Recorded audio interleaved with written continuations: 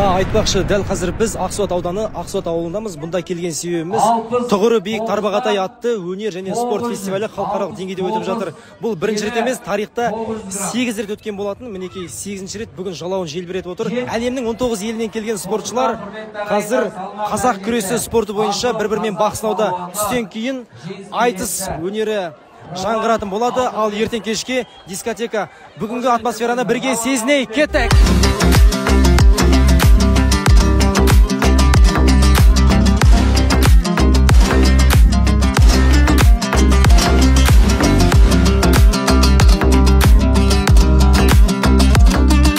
Қазақ күрес тамаша. Қазақ күрес супер. Жақында ғана сіз Қазақстан барысы атандыңыз, құтты болсын айтсам деген сізге. Әлемнің оңай палуандары келмейді. Барлығы өз елдерінің чемпиондары, жеңімпаздары. Бір жағынан қуанамыз біз қазақ күресімен, осы бүкіл әлемнің палуандары өз елдерінде осылай дамып жатқанына. Енді индиялық палуан осал қарсылас емес. Келесі күрес кіммен болады бұйырса? Келесі енді польшалық палуанмен белдесу өтеді, соған дайындық.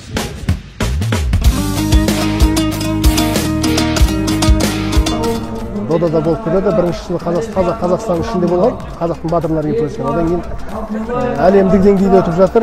Әлемдік деңгейде қаншама әлемнің мықты палуандары келіп күресіп жатыр. Мен осы жерде 5-6 рет чемпион болғанмын. Енді қазір спортты аяқтаған байланысты биыл қатысқан жоқпын, бірақ енді жаңа айтып жатырмын, өзге ұлттың азаматтарының өтіп жатқаны, жеңімпаз болып жатқан, ол енді біздің батыр бауырларымыздың әлсіздігі емес. Басқа ұлттың да қазақ күресі басқа ұлтта өте жақсы дамып жатқанын белгісі бар.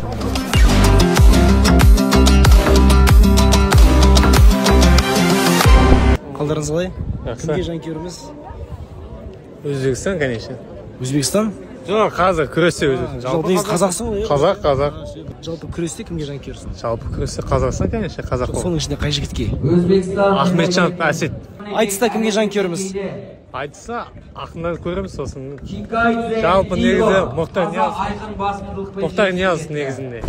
Тіпті Ақсуатта осындай да қыздар бар екен. Сәлеметсіз бе? Сәлеметсіз бе? Сіз бүгінгі қазақ күресіне әдейі қазақша көйлек кигендіңіз бе? Иә, маған ұнайды, бәрі ұнайды. Спортшыларға енді ақ жол тілеймін. Мәселен бәрі жеңуде емес, енді қатысқанның өзі бір бұл жерде ғажап. Мынандай қасиетті жерде болып жатқаннан кейін келе алмаған да спортшылар бар. Келген енді спортшылар қазақтың намысын қорғап, осы байрағымызды жоғарыда желбіретіп жүре берсе екен деймін. Бүгінгі күреске қай жақтан келіп отырсыз?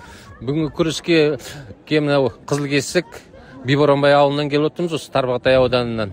Өте жақсы өтіп жатыр. Күнде жоқ, міне көңіліміз сергек, осылай жасай берсін қазағымыз. Той құтты болсын. Кімге жанкүйерсіз? Мен негізінде мынау өз қазақстандықтардың күресін, содан кейін мынау ақындар айтысы, мынау Қайыртай ұлына және Ринат Зайытты қолдап келіп отырмыз. Солардың айтысын көрсек деген мақсатпен келіп отырмыз. Екеуінің біреуі бірінші орын алады деген үміттемін. Күрес, айтыс көруге келдіңіз, иә? Концерт көрмейсіз бе ертең? Ертеңген негізі бүгінгі күн болса дегенбіз, ертеңген ат жарыстан кейін елдің бәрі тарқап кетеді ме деген ойдамыз. Енді келешекте концерт түнде осы екінші күнде өтсе деген өзіміздің ойымыз бар. Бүгінгі шараны көруге қай жақтан келдің? Семей қаласы. Семейден арнайы Ақсуатқа келдің бе? Иә, әрине. Мықты, сонау Семейден Ақсуатқа осы күресті көру үшін келген екен. Кімге жанкүйеріміз? Мақсат өзіміздің Қазақстан, Масақ Исағабыловке. Қызылорданың жігітіне? Қызылорданың жігіті, иә. Айтыс көреміз бе кешке? Әрине көреміз. Айтысқа да. Ертең концертке қаласың ба? Қаламыз. Бәріне қатысуға арнайы осы тойға келдік көруге. Шашлык жейсің ғой? Ал құрметті ағайындар. Кімге жанкүйеріміз? Кімге жанкүйеріміз? Өз біздің Қазақстан балуаны Ахмет. Қайсысы? Қуат па, Ахмет па? Ахмет, Қуат. Өтірет салым, мен ондай бар еді жоқ қой. Жаңағы мен көрмей қалдым. Кім еді? Мақсат деген, иә? Мақсат. Қуат Ахмет деген күресі жоқ мына жерде. Келген қонақтарға бәле етеміз, күреске келген Индияның жігіттері. Индияның жігіттері мықтаға, иә? Жақсы, Индия, Моңғолия жігіттері бәрі жақсы, соларға бәле етеміз. Жалпы индийский фильм көрген шығармыз, иә, кезінде? Көрмегенде онда очередь менеде. Кешетірдеп терлеп тұрады қабырғаның бәрі, көре алмайды. Осындай болма очередь примерно? Бұдан да көп.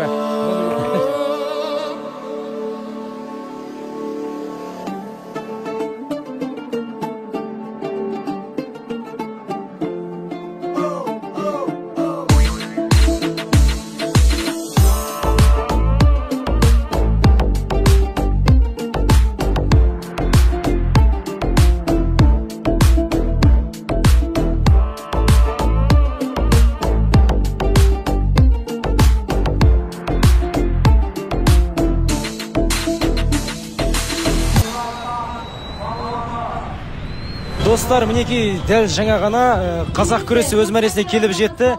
Біздің Абай облысының азаматы Әсет Ахметжанов жүлделі бірінші орынды жеңіп алды. Қазір енді қазақтың ұлттық өнері айтыс басталады. Бірінші орынға Chevrolet Cobalt автокөлігі келетін болады. Жақсы мен жақсы мәлім шатыспасы.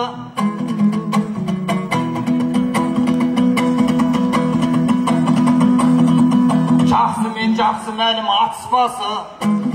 Жалпы былтырғы жылы біз 50-ге жуық ақынды қатыстырдық бұл айтысқа. Биыл да сондай ақын қатысты. Дәл қазір Ақсуатта, Семей өңірінде, Абай облысында асыл домбыраның финалын өткіземіз. Осы финалда 16 ақын келді. 16 ақын әрқайсысы жеребемен шығады. Алдын ала топтасу деген келісім жоқ. Жеребе бойынша кімнің кімге қарсылас болатыны белгісіз. Сондықтан да біз осы асыл домбыра арқылы айтыстағы шынайылықты қайтадан орнына келтірейік деген оймен бастап жатқан сәтіміз бар. Абай ауданы жаңадан құрылып, сол Абай ауданының құрылған кезінде соның жаңа әкімінің өзі келіп құттықтап ашып беріп жатыр.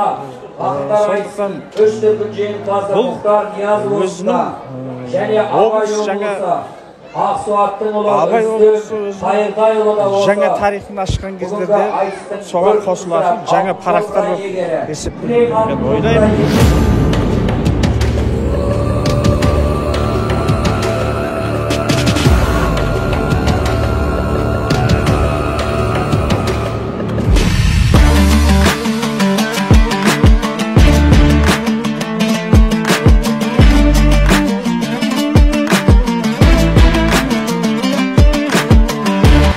Қазақтар бөліп алу қиын.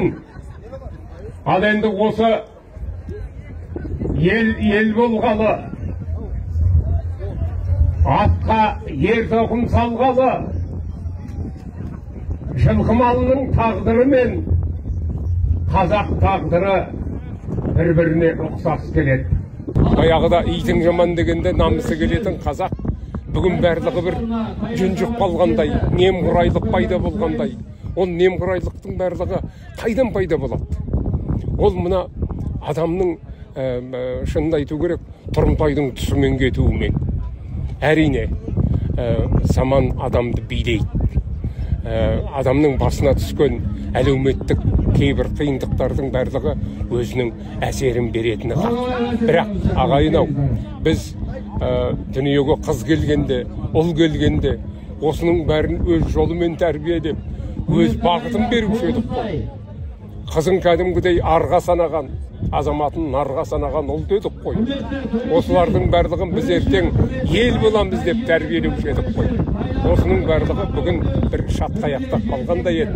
Ендігі мына жаңа Қазақстанның алдына қойған мақсаты осы дүниелердің барлығын түп нұсқа болмағанмен, бірақ заманауи жағынан тәрбиелеуге келгенде бұл мінбеден тұрып ұран айту емес, осындай іс-шаралармен, осындай мағыналы іс-шаралармен. Сол кешегі мысалы Кремде болған дода, бүгінгі аламан бәйгенің өтіп жатқандағы қоғамның, халық жиналған халықтың делебесі, осының барлығы ертең бүгінгі өзінің жақсы жемісін береді деп ойлаймын. Бүгін Абай елінде тарих изат. Неге десеңіз, Көкпекті ауданынан шыққан бір топ аламан бәйге Ақсуат ауданына бет алды. Яғни 140 шақырымды еңсерген аламан бәйгені қазір осы тұрғындар болып, көрермен болып бірге тамашалайтын боламыз. Және де бүгін әлемдік рекорд жаңарып қалуы әбден мүмкін.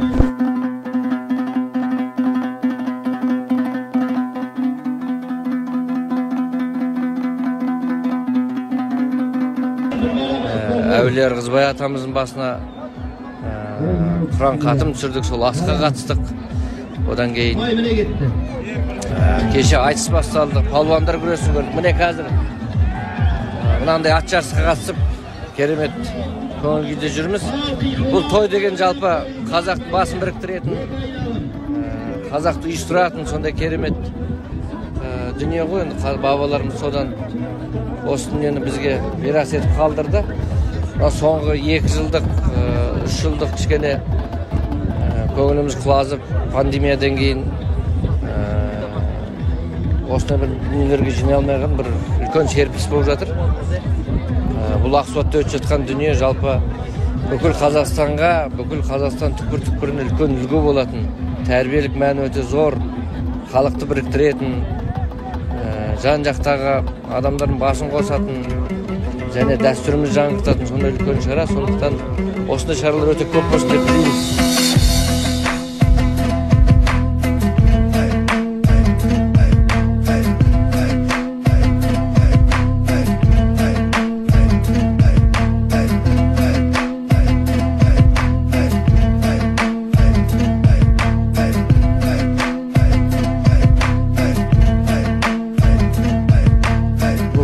Гран-приге 20-ға жуық мемлекет қатысып жатыр. Аталған гран-при мерекесі биыл 8-ші рет өтіп отырады. Індетке байланысты 2 жыл өтпей қалды. Алақандай қазақ елінің ғұрпын, танымын бүкіл әлемге, табиғатын бүкіл әлемге танытып жатырмыз. Турнирдің негізгі мақсаты бұл алақандай қазақ ауылын бүкіл әлемге таныту еді.